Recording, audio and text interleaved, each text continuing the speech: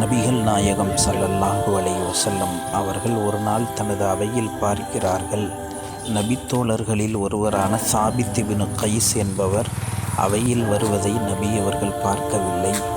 எனவே சஅத் இப்னு முஆத் என்ற சஹாபியிடம் நபி ஸல்லல்லாஹு அலைஹி வஸல்லம் அவர்கள், சாபித் என்ன ஆனார், ஏன் அவர் நமது சபைக்கு வருவதில்லை என்று விசாரித்த போது சஅத் அவர்கள் சொன்னார்கள், அல்லாஹ்வின் தூதரே, சாபித் எனது பக்கத்து வீட்டுக்காரர், அவருக்கு என்ன ஆனது என்று எனக்கு தெரியவில்லை என்று சொல்கிறார்.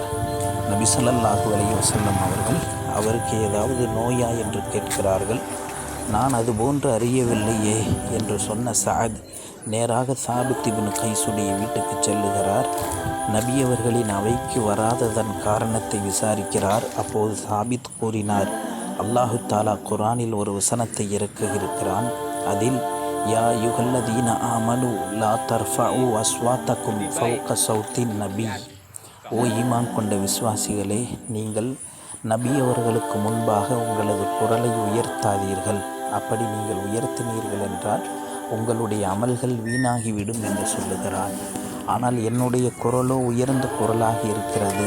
நான் பேசினால் சப்தம் அதிகமாக இருக்கும். எனவே இந்த வசனம் என்னை பற்றித்தான் இறங்கி இருக்கிறதோ, அப்படி என்றால் நான் நரகவாதியா என்று பயந்துதான் நான் வரவில்லை என்று சொல்லுகிறார். சஅத் அவர்கள் இதை நபியவர்களிடம் கூறிய போது நபியவர்கள் சொன்னார்கள், இல்லை, சாபித் இப்னு கைஸ் அவர் சொர்க்கவாதி என்று நபி ஸல்லல்லாஹு அலைஹி வஸல்லம் அவர்கள் சொன்னார்கள். அன்பானவர்களே, இன்று நாம் குர்ஆனின் எத்தனையோ வசனங்களை ஓதுகிறோம். ஆனால் அந்த வசனங்களின் அர்த்தத்தை நாம் அறிவதில்லை. அர்த்தங்கள் அறிந்தாலும் அது நமது உள்ளத்தில் எந்த தாக்கத்தையும் ஏற்படுத்துவதில்லை. அப்படி ஏற்படுத்தியிருந்தால் நாம் ஓதிய குர்ஆனினுடைய வசனங்கள் நம்முடைய வாழ்க்கையில் பெரும் மாற்றத்தையும் திருப்பத்தையும் ஏற்படுத்தி இருக்க வேண்டும்.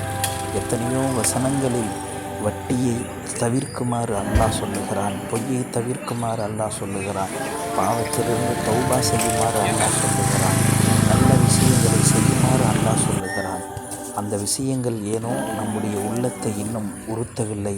ஆனால் அல்லாஹ்வினுடைய தூதரின் தோழர்கள் சஹாபாக்கள் குர்ஆனை அர்த்தம் அறிந்து ஓதினார்கள். எனவே குர்ஆனுடைய வசனங்கள் அவர்களது உள்ளத்தை தைத்தது, அவர்களது வாழ்க்கையில் பெரும் மாற்றத்தை ஏற்படுத்தியது. எனவே நாமும் அல் குர்ஆனை கொண்டு இது போன்ற ஒரு நிலையை அடைய வேண்டும். அல்லாஹ் நம் அனைவருக்கும் நல்லருள் புரிவானாக.